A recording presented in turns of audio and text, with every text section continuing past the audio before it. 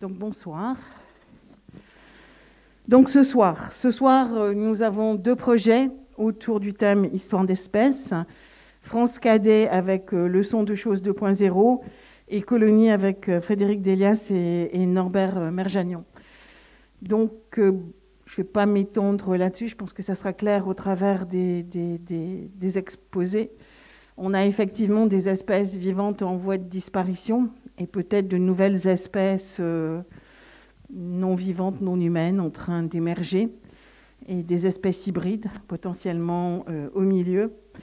Donc le vivant et l'artificiel, pour reprendre un titre de Louis Beck de 1982, s'entremêlent pour dessiner un futur qu'explore la science-fiction, mais dont une possibilité est peut-être en train d'advenir.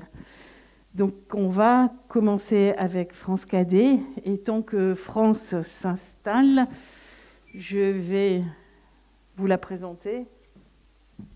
France est artiste, et dans d'une certaine manière, j'aurais envie d'arrêter là. Je trouve que quand on dit que quelqu'un est artiste, on n'a pas forcément besoin d'en raconter plus. Mais bon, donc France Cadet est artiste. Elle a une formation en biologie, ce que j'ai découvert récemment, donc je suis très curieuse qu'elle en dise plus. Elle travaille en art sciences, en robotique, tout le monde connaît ces robots, je pense, et dans différents médiums. Elle a aussi une formation en école d'art, et elle enseigne à l'école d'art d'Aix-en-Provence. Sa création est à ce point de fusion, de perméabilité entre humains, machines, robots, intelligence artificielle, biotechnologie, dans une exploration interrogative entre le naturel et l'artificiel. Et vous avez vu en arrivant qu'on avait des tables avec des objets posés dessus. Donc on a fait une exposition pop-up de quelques œuvres dont France va parler ce soir. Donc à la pause, vous aurez tout à fait le loisir d'aller explorer les œuvres, et ensuite à la fin de la session, à la fin de la soirée, vous pourrez y passer plus de temps. Recommandations que je vous redirai, il y a du gel hydroalcoolique, il y a des lingettes, comme il faut utiliser une petite lampe UV, passez-vous les mains au gel ou aux lingettes, ce que vous préférez, avant d'aller toucher les lampes UV. Voilà, on va rester dans la non-contamination ce soir. Je laisse la parole à France. Merci Annick, et merci pour l'invitation à venir présenter ces leçons de choses. Donc pour remettre un petit peu de contexte sur la création de ce projet, ça a commencé en fait en 2019 lors d'une résidence où j'étais à Lourmarin. Il y avait donc 6 lieux et 6 artistes créaient une pièce en fonction du lieu. Donc il y avait notamment le château de Lourmarin, la place du village. Et moi, je me suis intéressée à l'école, en fait. Cette école qui ressemblait fortement à l'école de mon enfance, qui était un petit peu avec sa cour, son préau, qui n'avait pas bougé. Et j'ai été frappée par ce paradoxe entre notre monde qui progresse très vite et ces lieux de passage du savoir qui ne bougent pas. Donc là, je vous montre le lieu que j'ai investi. Et je me suis intéressée à ces cartes en fait, didactiques qui servent de modèle pour enseigner la botanique, la zoologie, l'histoire géo, et donc ces leçons de choses. Et je suis venue donc, sur des originaux, principalement des rossignols et des dérolles, puisque Desrolles fait également des leçons de choses. Et donc je suis venue apposer avec des encres invisibles qui réagissent avec un éclairage UV les modifications de notre monde, ces mutations rapides, pour proposer donc un modèle actuel en fait. Donc ces cartes sont en quelque sorte augmentées avec ces encres invisibles UV. Et le spectateur donc, a une torche, et tel un peu un explorateur, vient de découvrir cette nouvelle version de ces leçons de choses. Alors, je me suis principalement intéressée aux vivants. Hein. Il y a des leçons en plus en géographie ou autre, mais c'est un peu mon thème de prédilection. Donc, je vais vous montrer, mais vous aurez le loisir tout à l'heure d'aller en tester certaines. Donc, comme je disais, je me suis principalement intéressée aux vivants. Et comme on est là pour parler d'espèces, en fait, à la relation que l'humain a envers les autres espèces et la façon dont il utilise ou exploite différentes espèces. Donc, notamment, par exemple, la vache est un bon exemple de l'utilisation de l'animal à des fins agroalimentaires.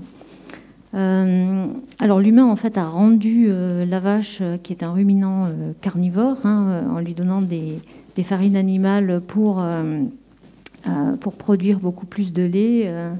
Donc ça a donné une sorte de vache avec des pieds énormes, comme vous pouvez le voir. Et ça a eu des conséquences comme par exemple la vache folle. Je pense que vous avez tous entendu parler de la vache folle. Et donc la réponse à ces dérives-là, ça a été en fait de proposer des vaches transgéniques capables avec un anticorps anti-vache folle. Donc vous avez la vache Isa, Rosita Isa, qui est une vache qui ne peut pas attraper la vache folle et qui peut également produire du lait maternel. Donc ensuite on a le porc qui est largement aussi utilisé en élevage intensif. Alors celui-ci est plutôt choyé parce qu'en fait c'est le porc Pig for Life. Donc ce sont des vrais animaux qui existent. Je parle toujours de faits réels, même si souvent c'est traité un petit peu de façon caricaturale. En tout cas, ce sont des faits réels. C'est-à-dire que le porc est élevé comme réserve d'organes. Beaucoup de gens vivent avec des valves de cœur ou des cornets qui viennent du porc, donc qui est immunologiquement, qui est modifié génétiquement pour être compatible avec l'humain. Mais en tout cas, c'est l'animal parfait comme réserve d'organes. À l'heure actuelle, il y a aussi le rein et le foie qui sont à laisser. Donc le porc est aussi utilisé à des fins de réserve d'organes.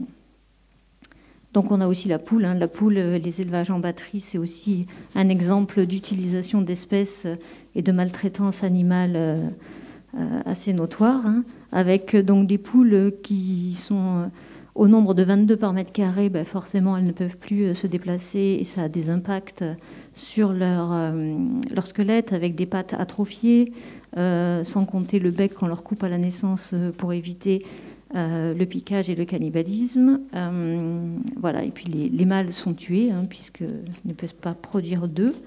Et puis on a également une utilisation de ces animaux pour des vaccins, ce qui est aussi très actuel finalement.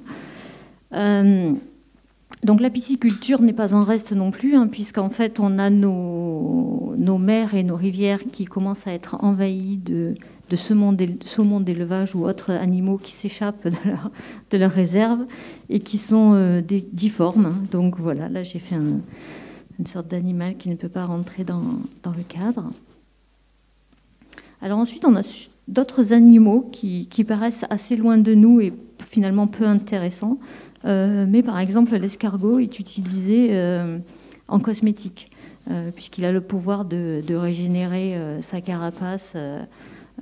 Donc en fait, quand l'humain n'imite pas la nature ou ne sait pas la copier, en fait, il l'utilise. Donc là, on a des escargots qui sont stimulés électriquement pour produire plus de mucus, pour être plus rentables. Donc c'est vraiment aussi des pratiques existantes. Alors tout ceci se fait forcément au prix d'utilisation d'engrais massifs. Donc ça, c'était toujours les leçons de l'époque. Et donc j'ai rajouté les grosses firmes et les gros lobbies agroalimentaires qui ont un impact bien plus au-delà de l'agriculture, quand on voit Pfizer, Nestlé, Bayer et autres. Alors tout ceci a eu forcément aussi un impact sur la composition de notre air. Donc on apprenait à l'école avant que l'air était un mélange d'oxygène et d'azote, avec peu de gaz carbonique. Donc maintenant il y en a un peu plus. Et puis il y a aussi surtout pas mal de composés organiques volatiles supplémentaires, arsenic, plomb, etc. Et aussi un peu de radioactivité.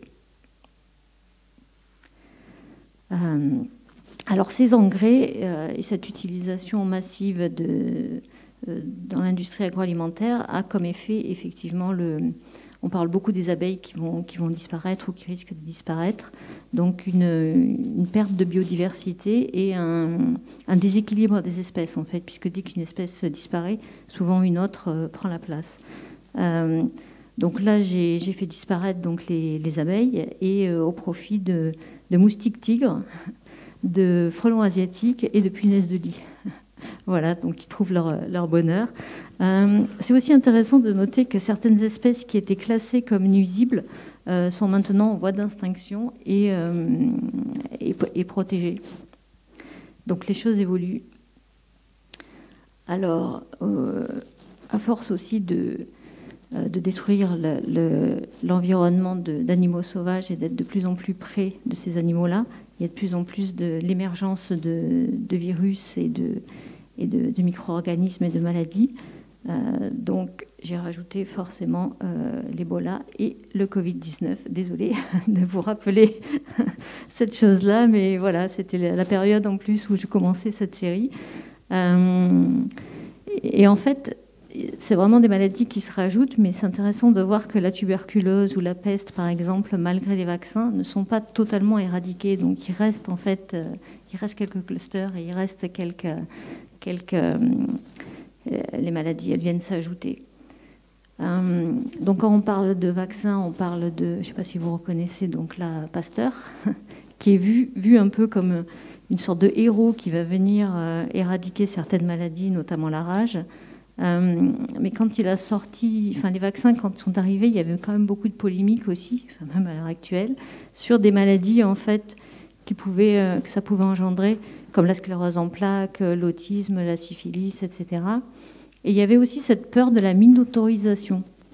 Donc la peur de la minotaurilisation, c'est la peur de devenir vache en fait, puisqu'à l'origine le vaccin Vaca, ça vient de la vache, et Pasteur avait immunisé des humains grâce à des vaches, donc de la variole, grâce à des vaches qui elles-mêmes étaient immunisées de la variole en faisant communiquer des plaies. Donc les gens avaient peur qu'il y ait une sorte que l'immunité passe la barrière de l'espèce et qu'ils deviennent vaches aussi, qu'ils deviennent un petit peu vaches une fois qu'ils seraient immunisés de la variole.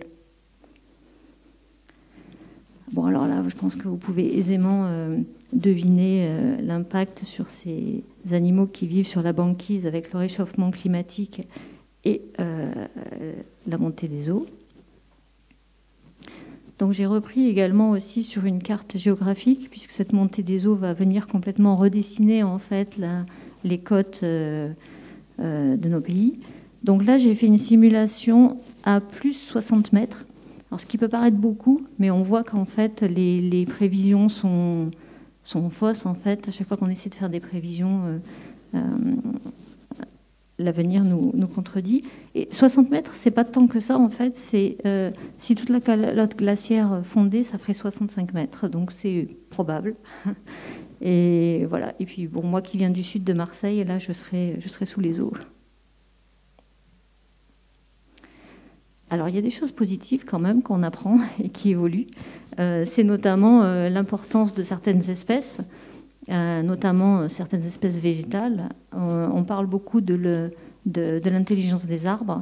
On sait que maintenant, les arbres sont capables de s'entraider par un système racinaire pour aider les individus les plus faibles dans une forêt. On sait qu'ils sont aussi capables de communiquer, de s'avertir lors d'un danger, par des signaux chimiques. Par exemple, on prend toujours cet exemple d'une girafe qui vient attaquer un acacia. Ils sont capables de communiquer entre eux pour produire du tanin et du venin, quelque chose de toxique pour la plante.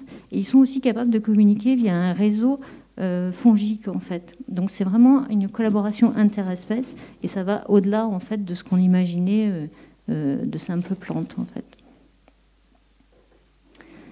Alors, ce principe aussi d'encre invisible UV et de torche vous permet d'accéder à la vision en fait des oiseaux, puisque certains oiseaux ont une vision ultraviolet et ils voient sur eux des motifs que l'humain n'est pas capable de voir, puisque notre spectre est quand même relativement limité entre l'infrarouge et l'ultraviolet, et donc ça nous permet d'accéder à la vision comme ça de certains oiseaux. Alors, on a parlé de certains animaux dans l'élevage industriel ou sauvage, et on n'a pas parlé des animaux de compagnie. Alors, donc, il y a le chien et le chat qui sont des animaux qui peuvent paraître être choyés pour certains, mais parfois aussi maltraités. Alors, ils peuvent être maltraités parce que, par exemple, leur alimentation n'est plus du tout celle de leur cadre d'origine, mais il y a des maltraitances qui sont plus directes, comme par exemple le dégriffage des chats. Donc, c'est une pratique un peu barbare qui consiste soit à retirer la phalange du chat ou au laser détériorer le nerf. Donc en France, c'est une pratique interdite, mais aux États-Unis, c'est courant encore. 25% des chats sont devenus pattes de velours, comme indiqué dans la carte. Voilà. Alors le chien. Alors le chien, c'est intéressant. Moi, je me suis beaucoup intéressée aussi dans mon travail au chien parce que c'est un animal qui a été beaucoup modifié par l'homme suite à des croisements successifs. Le chien n'a plus du tout... il n'est plus du tout sauvage, même si là, il a un faisan ou une perdrix, je ne sais pas, dans la gueule. Et du coup, le chien ne serait plus du tout capable de revenir à l'état sauvage, mais c'est l'animal domestique par excellence. Alors le chien, son avenir, c'est peut-être de devenir un animal robotique, puisqu'il rentre en compétition avec une autre espèce qui est les animaux de compagnie artificiels. Alors, en fait, ce chien-là, c'est un chien que j'utilise beaucoup dans mon travail, où je le pirate et je le reprogramme. Et j'en fais des animaux qui souffrent de maladies pour parler de la cause animale. Alors, en parlant d'artistes qui utilisent le vivant ou l'animal, là, je ne sais pas si vous pouvez imaginer qui est le porc, qui utilise physiquement des animaux. Donc c'est Wim Delvoye qui tatoue ces porcs sans leur demander forcément leur autorisation d'être au logo de Louis Vuitton. D'autres artistes qui utilisent l'animal ou qui sont plus dans le champ de la sculpture, où l'humain se sent assez petit face à des homards géants ou des araignées géantes. Donc là, c'est Jeff Koons et Louise Bourgeois. Alors les fléaux évoluent aussi, et les addictions, en fait, suite au progrès. Donc l'alcoolisme n'a pas disparu, hein, mais cette hyperconnectivité et ces jeux en ligne et Internet nous conduit aux mêmes dérives que l'alcoolisme. Donc avec forcément une répercussion sur les accidents de rue qui du coup sont dus là au smartphone et au fast-food. Donc celle-ci, en termes de transport, est-ce que vous pouvez imaginer ce que j'ai rajouté? Donc là, bientôt, on aura les voitures autonomes. J'ai mis les principales compagnies qui utilisent des voitures autonomes. Alors pour revenir un peu aux espèces, en fait, sur mes affiches, en fait, je viens marquer plus des modifications, mais il y a carrément des espèces qui ont complètement disparu à cause de l'activité humaine. Et donc là, je leur ai consacré une galerie d'espèces disparues entières, où en fait l'animal donc a disparu, et grâce à la lampe torche, le temps d'un instant, vous pouvez le faire revivre.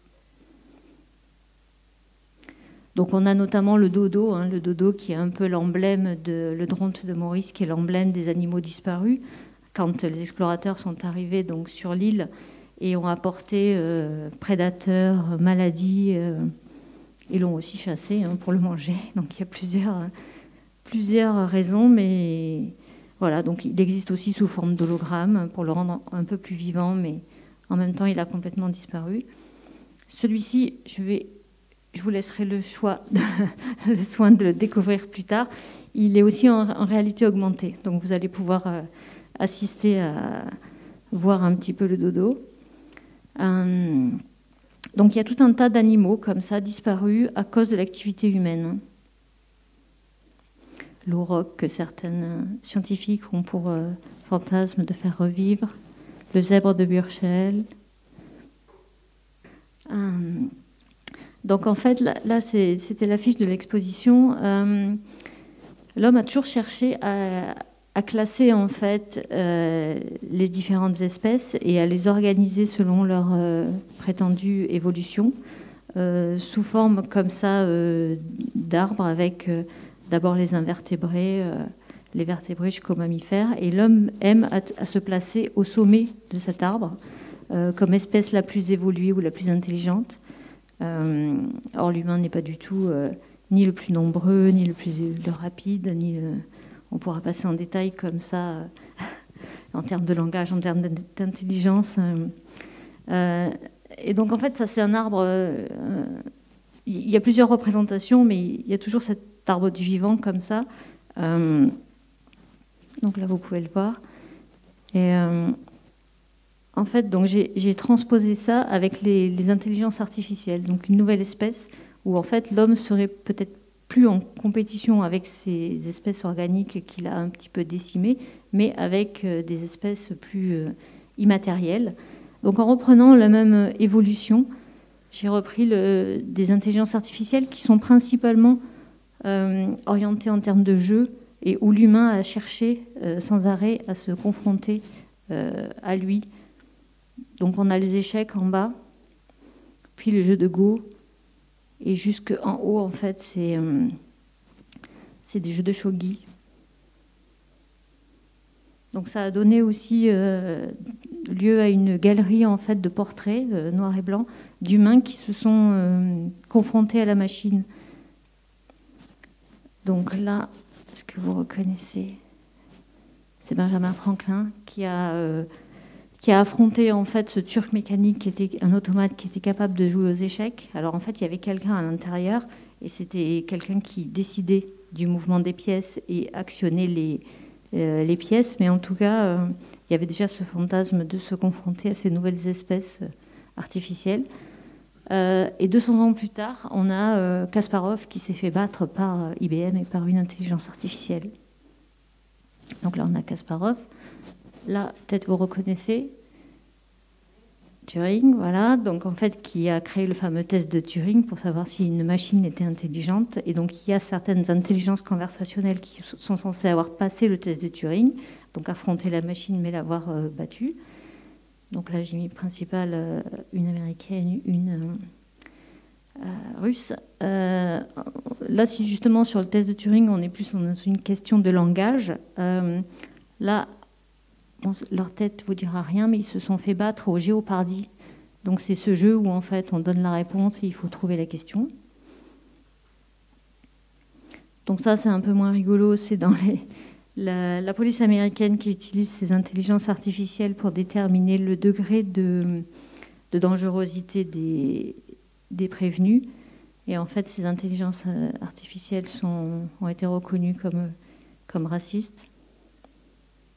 Donc peut-être que ces espèces seront aussi capables de créer.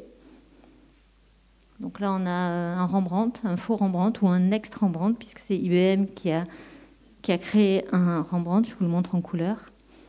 Et la texture est même imprimée en 3D, donc on est vraiment dans le factice, mais visuellement, même si c'est un factice, par exemple, le collectif Obvious français a vendu aux enchères plus de 430 000 $ une œuvre réalisée par une intelligence artificielle et c'est signé donc de Edmond de Bellamy en référence à Goodfellow qui est le nom de l'intelligence artificielle.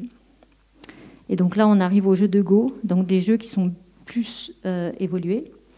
On a Lee Sedol qui s'est fait battre par AlphaGo et enfin un vrai faux Obama. Donc ça c'est sur la question des deepfakes. Et peut-être qu'en fait, il n'y aura plus que des intelligences artificielles, ces espèces-là, qui sont capables de détecter si c'est une intelligence artificielle. L'humain n'est plus capable de détecter. Je pense que je regarde pour le temps. Voilà. Et donc la dernière série, c'était en fait une série de portraits où je viens avec ce principe. La personne vient afficher et rendre visible cette omniprésence de la surveillance numérique, des algorithmes qui détectent notre identité, qui nous surveillent, qui sont même capables de détecter nos émotions, basés sur le principe de détection des émotions humaines. Voilà, les humains, maintenant. Bon, voilà, je ne sais pas si je... Voilà, bon, ça c'est le système de classification. Et donc j'ai utilisé mon visage en refaisant les 6 émotions de base pour essayer de flouer la machine. Alors ça c'est en 2019, mais les choses évoluent très vite et maintenant les machines deviennent bien plus performantes. L'idée au départ c'était de mettre en évidence les échecs de la machine, mais peut-être que bientôt cette nouvelle espèce nous aura dépassé dans certains domaines. Voilà.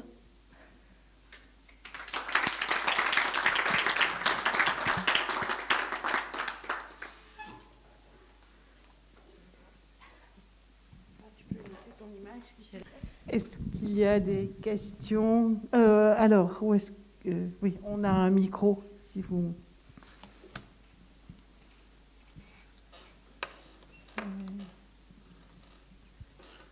Bon, moi, évidemment, j'en ai, mais en regardant la série des cartes scolaires, je me suis demandé de quelle manière tu avais procédé. Est-ce que tu as cherché les cartes pour répondre à un discours que tu avais déjà? Ou est-ce que tu as trouvé ces cartes par hasard et tu as construit les séries au fur et à mesure en ayant trouvé les cartes?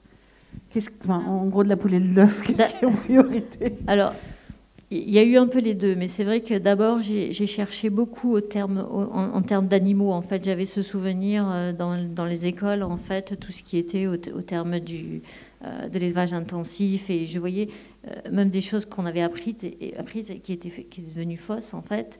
Et donc, j'ai d'abord cherché à représenter tous les animaux. La vache, le porc, enfin la poule, tous les animaux un peu typiques de l'élevage intensif, les animaux domestiques, le chien, le chat. Et ensuite, en cherchant et en faisant ce travail-là, j'en ai découvert d'autres qui, du coup, m'ont donné des idées à ce moment-là en voyant la carte.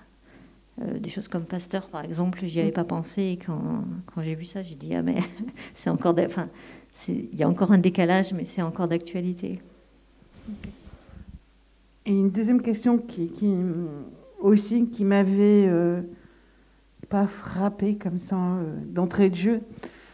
Est-ce que tu considères justement ton travail comme étant militant et engagé par rapport à l'écologie, au changement climatique ou à des questions plus sociales et politiques?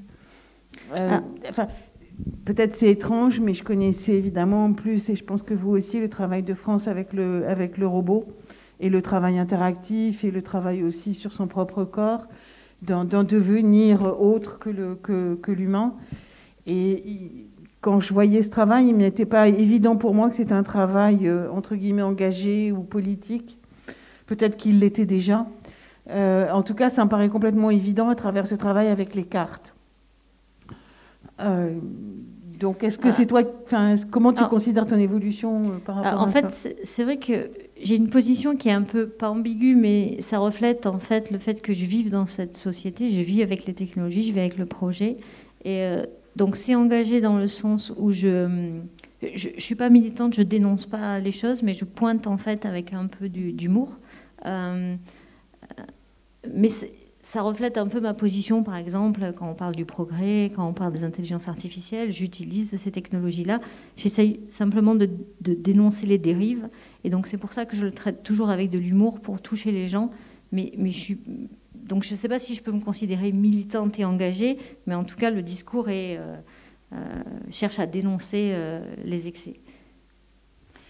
Et alors, du coup, d'un point de vue de la matérialité de la création, c'est pareil, tu fais partie des gens identifiés comme faisant une création très technologique, avec de la programmation, avec des robots réels, même si au départ c'est un jouet, mais avec, et avec les cartes, il y a aussi un shift dans la matérialité de la création, où là, on est, même si l'encre ultraviolette, mais enfin, en tout cas, l'encre invisible, ça a toujours existé, on est dans le papier, dans D'en revenir aussi à une iconographie un petit peu, entre guillemets, archaïque.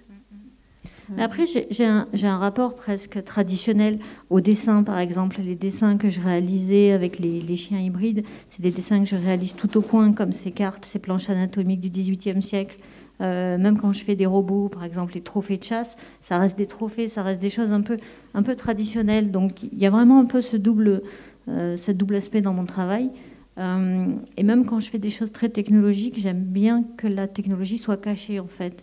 Et vraiment pour engager en fait un échange avec le public. Et cette histoire aussi de lampe torche, ça lui permet de devenir acteur et de comme un explorateur, de découvrir les œuvres. C'est pour ça que souvent je fais des choses aussi interactives pour impliquer le spectateur.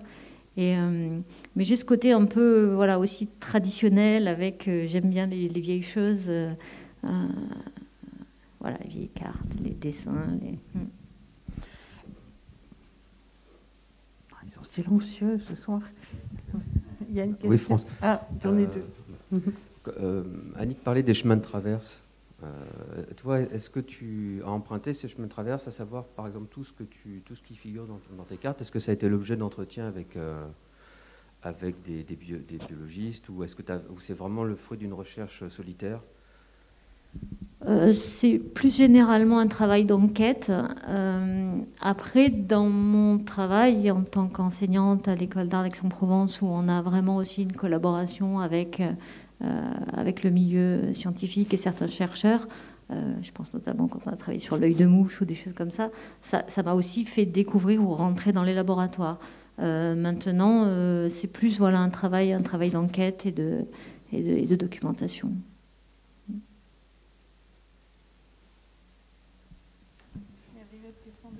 Mais avant ce que je voulais dire là, rejoint la question de Jean-Luc, justement ta relation, dans ce que je disais, cette relation aux scientifiques, par rapport à ta formation de départ aussi, avant d'aller dans une école d'art, de biologie, comment est-ce que toi comment est-ce que tu la joues? Où est-ce que tu la situes? En fait, pour moi, les deux vont c'est, pour reprendre les mots de Louis Beck, on parlait d'épistémologie fabulatoire. Et en fait, je crois que mon travail, c'est ça, en fait. C'est-à-dire qu'à la fois, ça parle de réalité, mais ça parle d'une autre possibilité. Et quand j'étais dans mes études de sciences, il me manquait quelque chose qui était au niveau de la création, c'est-à-dire de pouvoir montrer une autre facette du monde. Et quand j'ai découvert l'école d'art à Aix-en-Provence qui actait dans ces deux milieux, finalement, voilà, quoi, je suis revenue à mes premières amours qui étaient la science. Oui. Il avait levé la main. Ouais. Non, ce que je vois dans ton travail, c'est le fil conducteur de l'enfance, que finalement, je n'avais pas autant identifié avant de voir ce travail, qui est pourtant évident. Et donc, entre ton corps, figurine, les robots jouets, hackés, et là, toujours ces mutations, en fait. Donc, est-ce que c'est un discours de ta part, ou est-ce que c'est ton moteur de ludicité, ou qu'est-ce que tu entretiens avec l'enfance entre toi et le spectateur, etc. Je pense que c'est plus une volonté c'est un moyen de tout de suite engager une relation avec le public et de désacraliser peut-être la chose par le côté jouable, par le côté de parler à des références que les gens connaissent en fait, ou avec lesquelles ils ont eu une certaine émotion en fait, et de susciter l'empathie. Le robot chien, c'est aussi parce que voilà, même si on sait que c'est un jouet, puisqu'il ressemble à des jouets, je ne cherche pas à avoir des robots qui sont hyper réalistes.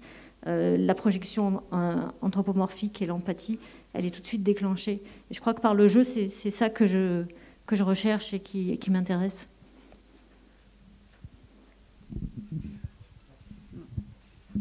Oui, merci. Je voudrais revenir sur la partie sur l'intelligence artificielle, parce que bon, c'est très rapide, tu as parlé de beaucoup de choses et qui sont des jalons, tous très importants, mais il me semble tout de même que, et je voudrais avoir ton avis, tout n'est pas équivalent. Par exemple, Deep Blue Kasparov, c'est un moment où vraiment on se dit, ah là, il y a une espèce de rupture. En même temps, c'est une histoire à rebond, puisqu'après Kasparov, à nouveau gagne Deep Blue, puis repère une année plus tard, et 2 années plus tard, et cette fois-ci définitivement. Et puis Deep Blue, c'est un machin de 700 kilos, il y a 7 personnes pour le faire marcher. On ne sait pas exactement... enfin, comment dire, on est dans des choses qui sont à la fois des moments de rupture, et en même temps qui donnent des perspectives qui sont plus que humain-machine, je crois. Et puis, surtout, je voudrais revenir sur la question des arts, ou de l'art des intelligences artificielles. Parce que, par exemple, le portrait de Rembrandt, il a été vraiment commenté par des spécialistes de Rembrandt qui disaient, mais en réalité, c'est pas un Rembrandt, et ça ne saurait être un grand blanc. Parce qu'il a été fait avec le deep learning, c'est-à-dire en faisant un séquençage. Donc, c'est une espèce comment dire, de caricature de Rembrandt. Voilà.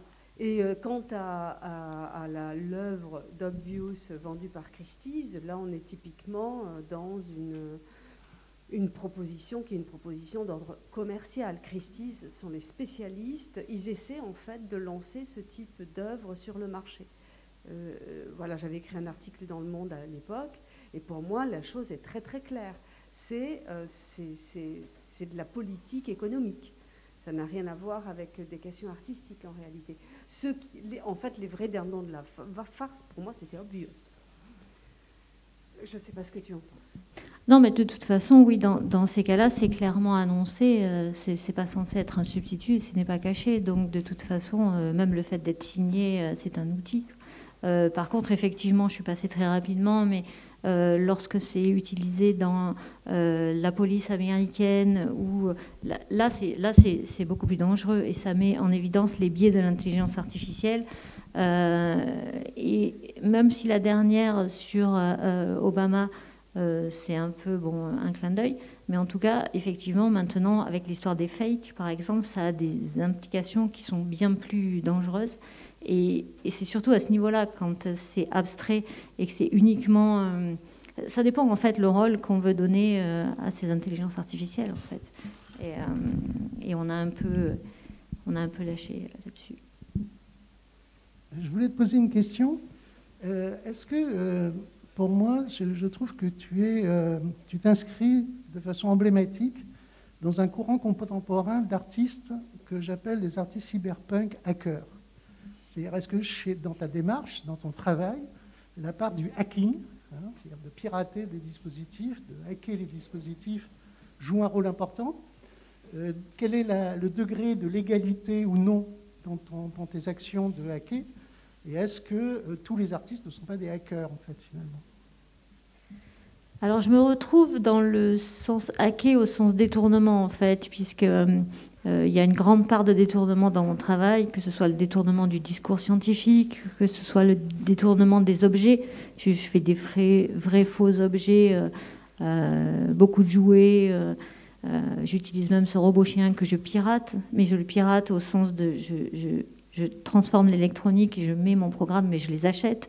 Donc il y a ce sens de détourner, mais pas au sens hacker illégal ou dans ce genre. Mais par contre, oui, j'ai un amour pour le détournement, pour parler en fait d'objets qui vont évoquer quelque chose chez le spectateur. Donc c'est vrai que je fais des vrais faux jouets.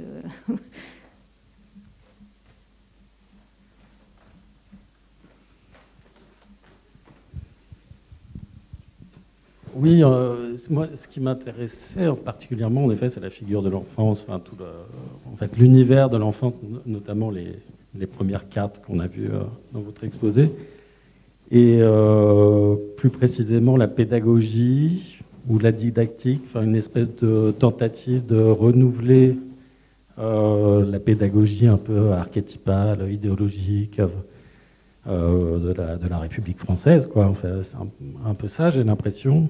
Et c'est cette dimension politique et pédagogique, moi, qui retient mon attention en particulier. Et en effet, peut-être que c'est pas vraiment du hacking, mais plus du détournement pédagogique. Enfin, c'est plutôt une question, une remarque. Est-ce qu'il y a vraiment prétentions pédagogiques ou didactiques, même vis-à-vis des enfants. Quelle est la réaction des enfants face aux représentations animales, par exemple? Alors, c'est plus dans le. Alors, c'est pas dans le but de proposer des vrais, enfin, des nouveaux modèles qui fonctionneraient, puisque c'est quand même basé sur les anciens modèles. Et le but, c'est aussi de tourner en dérision ces choses-là et de montrer que ça évolue bien plus vite que souvent l'enseignement. Comme si, quand on parle d'intelligence artificielle, ça évolue plus vite que la législation. Et c'est un petit peu dans cet esprit-là. Et c'est pas pour proposer des modèles qui fonctionneraient, mais pour montrer la limite en fait des modèles actuels. Enfin, même si dans beaucoup d'écoles il n'y a plus ces cartes-là, mais malgré tout, voilà quoi là. Justement, parce que tu l'as dit au tout début, ça représente un savoir ancien. Donc j'imagine à vue de nez la moyenne d'âge dans la salle, il y a une partie des gens qui ont été enseignés avec ces cartes, ou du moins ils étaient dans un coin de la classe, même si on s'en servait plus nécessairement. Mais en revanche, les jeunes générations, c'est juste un truc, comment dire, de collection, quoi. C'est un truc qu'on trouve aux puces. Mais sont-ils même capables de comprendre à quoi ça servait? Enfin, je veux dire, tu prends un môme de 10 ans aujourd'hui, il regarde ses cartes, mais il ne sait même pas à quoi ça servait. Il sait à peine ce que c'est juste un truc un peu vintage de brocante. Et ça aussi, c'était une question qui m'intéressait par rapport à la façon dont le savoir se passe aujourd'hui, qui est Wikipédia, pour prendre un des nouveaux archétypes, ou des choses, en tout cas, des choses sur Internet, en tout cas d'autres formes de pédagogie. Donc là, je me dis, je sais pas, il y a un côté un peu nostalgique aussi. Je me dis, à qui est-ce que tu t'adresses en utilisant ces cartes et en les utilisant de cette façon-là? Il y avait un aspect aussi, c'est le fait avec ces torches, et justement, c'est un peu comme une question d'archivage, ou quand on découvre des documents, il y a toute cette spéculation de savoir à quoi ça a servi, comment ce monde-là qui pourrait être passé fonctionnait. Et il y a cet aspect-là que je voulais en fait développer avec ces cartes.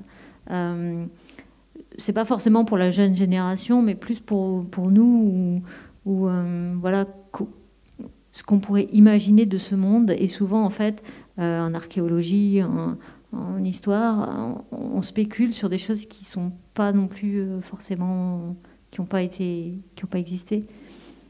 Donc la science, comme certaines sciences, en fait, c'est pour montrer que il n'y a pas de vérité absolue. Vas-y. En t'écoutant aujourd'hui, moi j'ai découvert plein d'œuvres, donc je suis très heureux, y compris celles qui sont dehors, que je ne connaissais pas du tout. Donc merci à vous.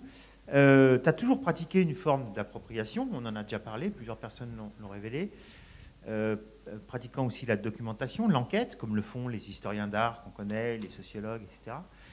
Et l'impression que ça m'a donné aujourd'hui, c'est peut-être aussi le contexte, un peu recherche ici, c'est que, ayant quelques repères de performance de ton corps, de performance du robot, d'interaction, d'un certain nombre de choses qu'on a citées, on sait qu'il y a toujours eu de la documentation et de l'enquête, mais que tu ne rendais pas nécessairement visible.